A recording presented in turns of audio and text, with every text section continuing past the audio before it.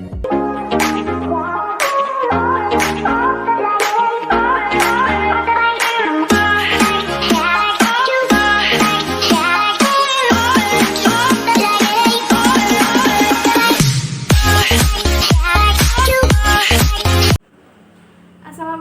warahmatullahi wabarakatuh. Perkenalkan, kami dari kelompok 1 akan mempresentasikan materi pembelajaran yang berjudul lichen atau lumut kera pada mata kuliah taksonomi tumbuhan rendah tingkat 1.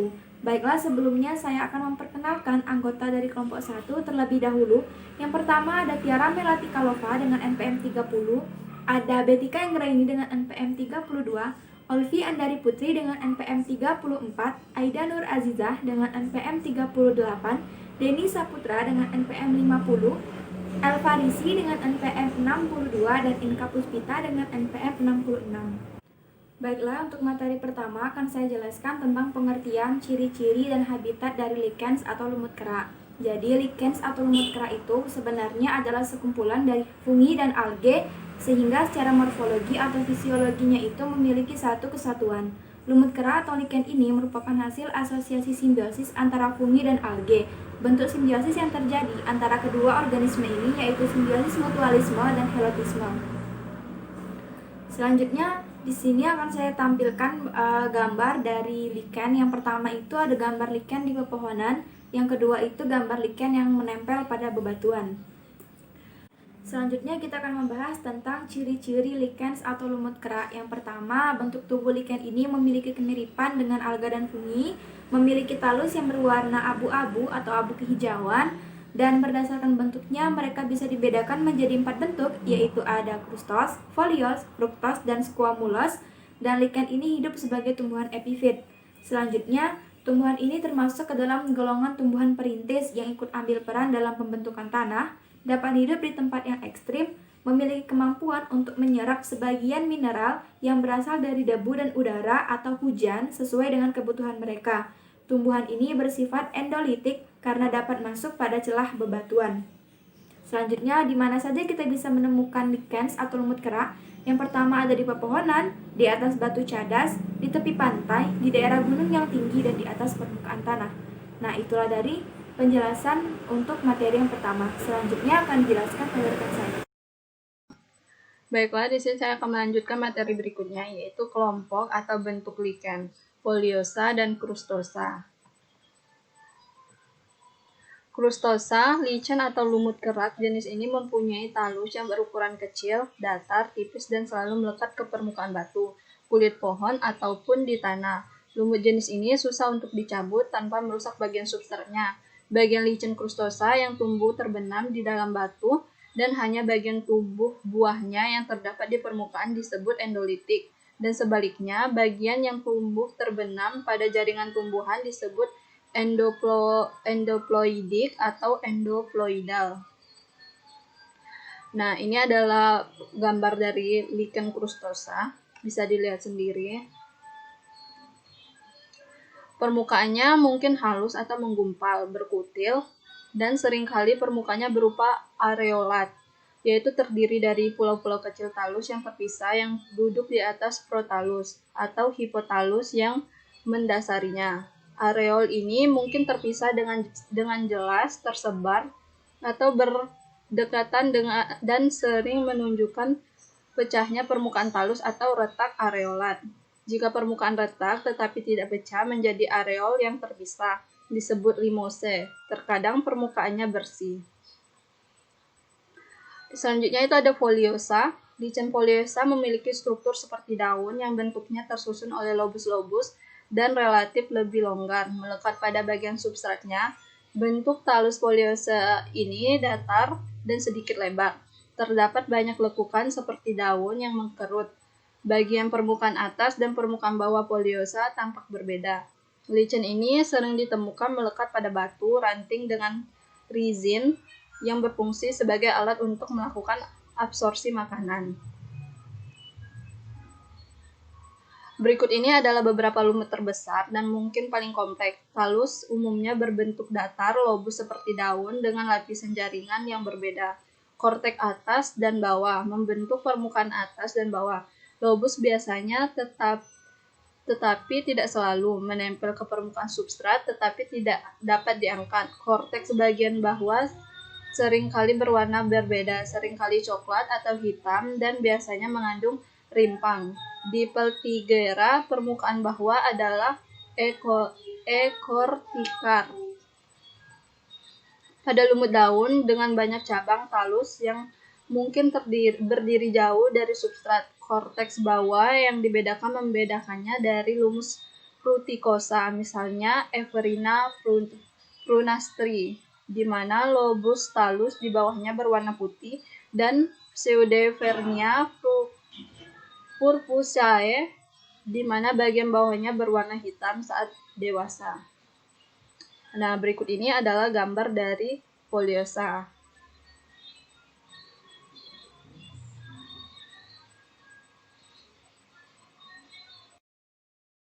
Baiklah, sebelumnya perkenalkan, saya Denny Saputra, NPM A1D0190050, akan melanjutkan materi dari pemateri sebelumnya. Berikut ada kelompok atau bentuk lumut kerak atau lichen, yaitu fruticose dan squamulus. Yang pertama yaitu fruticose. Fruticose ini merupakan lumut kerak atau lichen yang memiliki talus berupa semak dan memiliki banyak cabang dengan bentuk seperti pita. Talus pada lumut kerak atau lichen fruticose ini tumbuh tegak atau menggantung pada batu, daun-daunan, atau juga cabang pohon. Pada fruticose ini tidak terdapat perbedaan antara permukaan talus atasnya dan bagian bawahnya.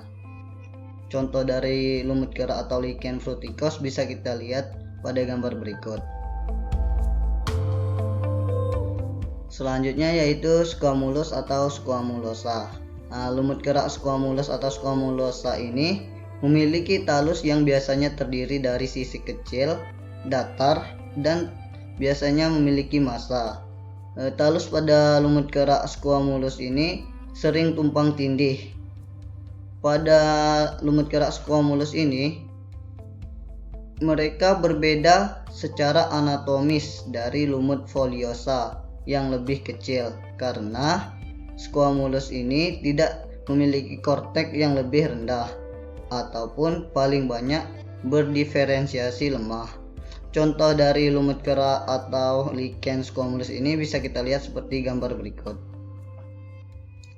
Baiklah, sekian materi dari saya, akan dilanjutkan pada pemateri selanjutnya. Hai, Assalamualaikum warahmatullahi wabarakatuh. Perkenalkan, saya Tiara Melati Kalopa, NPM A1D0190030. Baiklah, di sini saya akan melanjutkan materi tentang struktur morfologi, anatomi, dan vegetatif pada lichen. Baiklah, yang pertama, struktur morfologi lichen. Tubuh lichen dinamakan talus yang secara vegetatif mempunyai kemiripan dengan alga dan jamur. Talus ini berwarna abu-abu atau abu-abu kehijauan. Beberapa spesies ada yang berwarna kuning, orange, coklat, atau merah dengan habitat yang bervariasi. Bagian tubuh yang memanjang secara seluler itu dinamakan hifa. Hifa merupakan organ vegetatif dari talus atau miselium yang biasanya tidak dikenal pada jamur yang bukan lichen. Selanjutnya, bentuk lichen. Yang pertama ada krustose atau bentuk kerak. Krustose atau bentuk kerak ini memiliki talus yang berukuran kecil, datar, tipis, dan selalu melekat di permukaan batu, kulit pohon, atau bahkan di tanah. Lichen krustose yang tumbuh terbenam di dalam batu, hanya bagian tubuh buahnya yang berada di permukaan itu disebut endolitik, sedangkan yang tumbuh terbenam pada jaringan tumbuhan itu disebut endoploidik atau endoploidal. Contohnya ada Haematoma accolens, dapat dilihat pada gambar. Bentuk yang kedua ada foliose. Lichen foliose memiliki struktur seperti daun yang tersusun oleh lobus-lobus. Lichen ini relatif lebih longgar, melekat pada substratnya. Talusnya datar, lebar, banyak lekukan seperti daun yang mengkerut berputar. Bagian permukaan atas dan permukaan bawah itu berbeda. Lichen ini melekat pada batu ranting dengan resines. Contohnya ada Santoria elegans, dapat dilihat pada gambar. Bentuk yang ketiga ada Fruiticose. Fruiticose, talusnya itu berupa semak dan memiliki banyak cabang dengan bentuk seperti pita. Talus tumbuh tegak atau menggantung pada batu, daun-daunan, atau cabang pohon.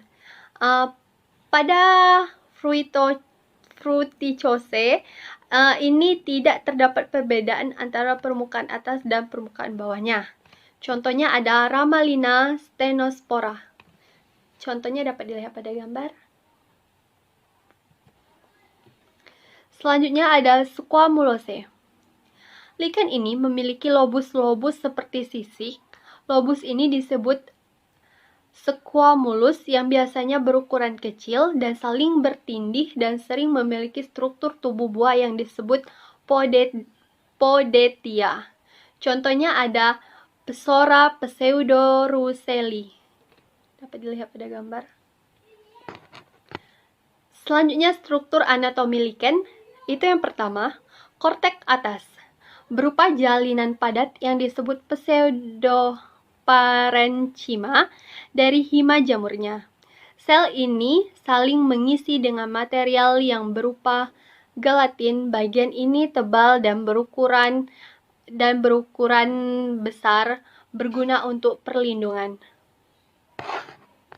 Selanjutnya yang kedua yaitu daerah alga. Merupakan lapisan biru atau biru kehijauan yang terletak di bawah korteks atas. Bagian ini terdiri dari jalinan hifa yang longgar. Di antara hifa-hifa itu terdapat sel-sel hijau, yaitu Gliochapsa, Nostoc, Rivularia, dan Chororella. Lapisan talus untuk tempat fotosintesa disebut lapisan gonidial sebagai reproduksi. Selanjutnya yang ketiga ada medula. Medula terdiri dari lapisan hifa yang berjalin membentuk suatu bagian tengah yang luas dan longgar. Hifa jamur pada bagian ini tersebar ke segala arah dan biasanya mempunyai dinding yang tebal. Selanjutnya yang keempat ada korteks bawah. Lapisan ini terdiri dari struktur hifa yang sangat padat dan membentang secara vertikal terhadap permukaan talus atau sejajar dengan kulit bagian luar. Korteks bawah ini sering berupa sebuah akar atau resines.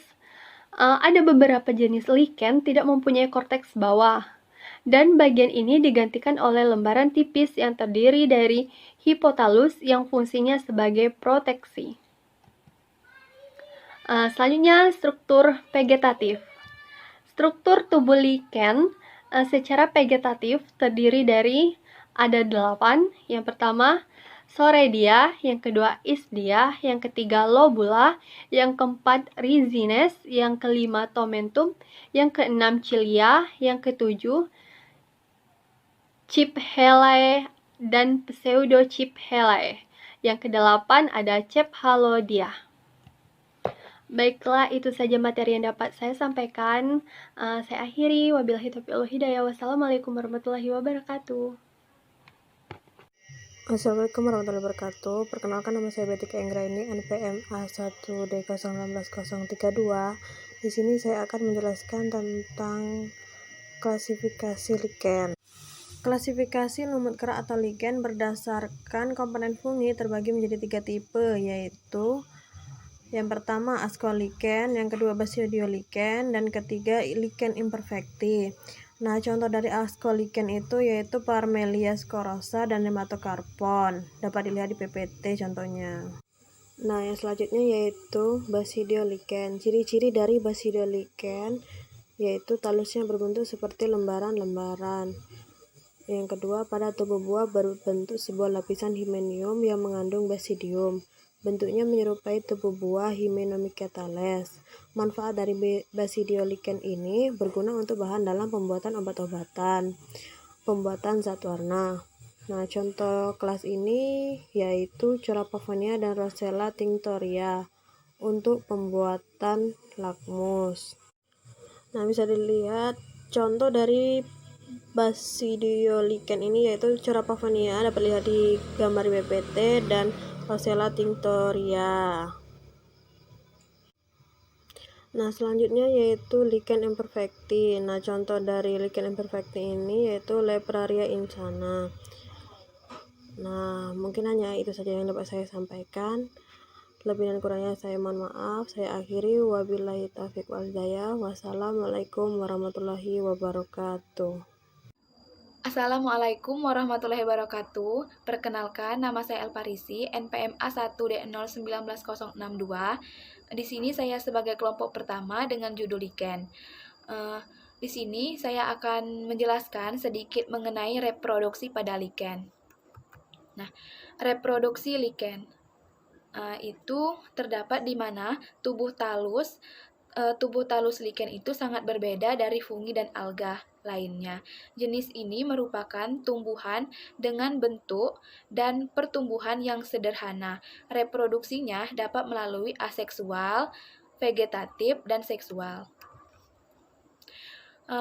Perkembangbiakan lichen itu dapat melalui 3 cara, yaitu yang pertama secara vegetatif. Nah, secara vegetatif ini dapat terbagi menjadi fragmentasi. Fragmentasi adalah perkembangbiakan dengan memisahkan bagian tubuh yang telah tua dari induknya dan kemudian berkembang menjadi individu baru. Yang kedua itu isidia.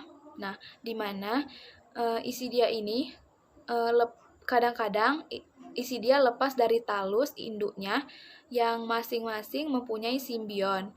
Isidium akan tumbuh menjadi individu baru jika kondisinya sesuai. Nah, yang ketiga itu soredia. Soredia adalah kelompok kecil sel-sel ganggang yang sedang membelah dan diselubungi benang-benang miselium menjadi suatu badan yang dapat terlepas dari induknya. Nah, di sana teman-teman bisa melihat reproduksi secara vegetatif di soredia. Itu teman-teman bisa lihat di PPT yang telah tersedia. Nah, yang kedua itu secara aseksual. Nah, di mana secara aseksual ini metode reproduksi aseksual terjadi dengan pembentukan spora yang sepenuhnya bergantung kepada pasangan jamurnya. Spora yang aseksual ini disebut dengan Vicinidiospores. Vicinidiospores itu ukurannya kecil, spora yang tidak motil yang diproduksi dalam jumlah yang besar disebut dengan Viginidia. Nah, yang terakhir itu secara seksual, di mana perkembangan seksual pada lichen hanya terbatas pada pembiakan jamurnya saja. Jadi, yang mengalami perkembangan secara seksual adalah kelompok jamur yang membangun tubuh lichen. Nah, di sana teman-teman bisa melihat gambarnya pada PPT yang telah saya cantumkan. Baiklah, hanya itulah materi yang dapat saya sampaikan. Apabila terdapat kesalahan, saya memohon maaf. Kepada Allah saya mohon ampun. Dan saya akhiri. Terima kasih. Wassalamualaikum warahmatullahi wabarakatuh.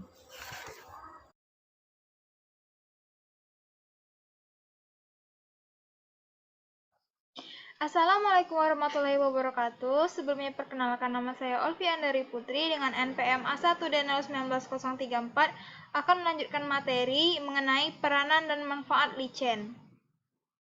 Lichen atau biasa kita sebut dengan lumut kerak merupakan tumbuhan yang sangat mudah untuk kita jumpai, baik di lingkungan sekitar kita seperti pada tembok, genting, dan pada dahan kayu atau di lingkungan ekstrim sekalipun seperti tundra, permukaan batu di pegunungan maupun pantai, atau tumpukan sampah beracun. Nah, licin ini memiliki beberapa peranan dan manfaat yang sangat penting bagi kehidupan, yaitu yang pertama sebagai indikator pencemaran lingkungan. Nah, mengapa licin ini dapat dikatakan sebagai indikator pencemaran lingkungan? Karena licin atau lumut kerak ini sangat sensitif terhadap adanya pencemaran udara, misalnya fluorida, logam berat, zat radioaktif, bahan kimia, pertanian, dan pestisida. Lumut kerak dapat dengan mudah menyerap sulfur dioksida yang bersifat racun, tetapi karena lumut kerak ini tidak dapat mengekskresikannya lagi, membuat lumut kerak ini tidak dapat hidup pada daerah industri atau lingkungan yang sudah tercemar. Nah, karena itulah lumut kerak ini dapat dijadikan sebagai indikator pencemaran lingkungan. Nah, manfaat atau peranan licin yang kedua yaitu sebagai tumbuhan perintis. Lumut kerak atau licin dapat membantu proses pembentukan tanah dengan cara melepaskan fragmen talus yang sangat halus.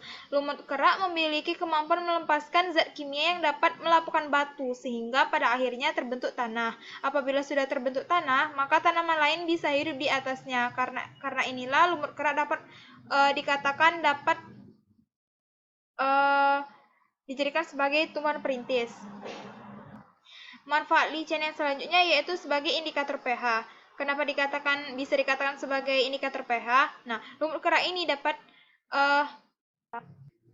digunakan sebagai bahan untuk membuat kertas lakmus. Nah, manfaat ini bisa didapatkan dari salah satu jenis lumut kerak yaitu Rossella tinctoria.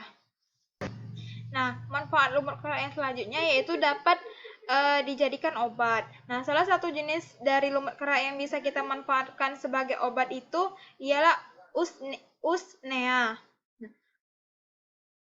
Kenapa lumut kerak yang berjenis usnea ini dapat dijadikan obat? Karena di dalam usnea ini terdapat asam usnin, atau usnea ini dapat menghasilkan asam usnin yang dapat digunakan sebagai obat TBC. Nah, peranan atau manfaat licin ini yang selanjutnya yaitu dapat dijadikan sebagai makanan. Nah, salah satu contoh jenis licin yang dapat dijadikan sebagai makanan itu adalah spesies Cladonia rangiferina. Nah, spesies Cladonia rangiferina ini dijadikan makanan utama untuk rusa kutub. Nah, dapat teman-teman lihat itu merupakan gambar dari spesies Rossella tinctoria yang dapat dijadikan sebagai indikator pH. Yang berikutnya dapat teman-teman lihat itu merupakan gambar dari spesies Usnea florida yang dapat dijadikan sebagai obat.